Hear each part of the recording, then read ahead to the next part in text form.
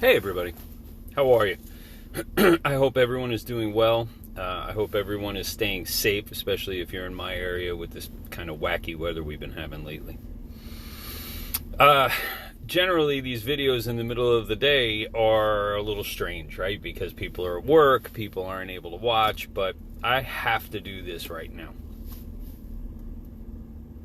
When I was a kid, I grew up Catholic. I went to Catholic school. I was an altar boy. I did the whole thing, the papal calisthenics, up, down, left, right, the whole 9 yards.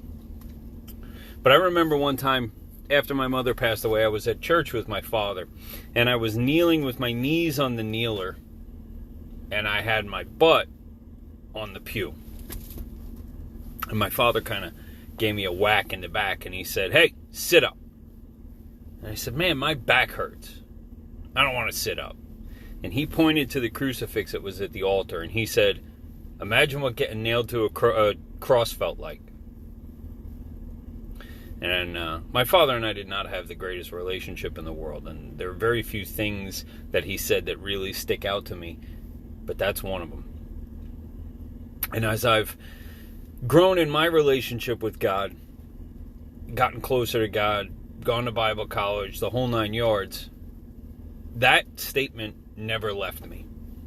Imagine what it felt like getting nailed to a cross. Why am I sharing this with you today? And why did I title this video, "He Wants You," if I'm talking about it? Well, it's very simple. Jesus Christ, who is God, chose to leave the comfort and the benefits of heaven to come to this earth, fully knowing and fully choosing to allow himself to be nailed to that cross and to sacrifice himself for you and me and him and her and everybody else who's watching. He chose it. Left heaven and chose it. So do you honestly think that because you've been an alcoholic, he won't love you? Or because you've done or do drugs, he won't love you? Or because you slap your wife around? Or because maybe you take liberties when you shouldn't, that he won't love you? Because if you think that, you have zero clue of who Jesus Christ is. He chose to leave heaven to be nailed to a cross so that you can have a relationship with him. Do not let anything stand in the way of that happening. 70% of people who don't go to church say it's because they've never been invited. So guess what? I'm inviting you.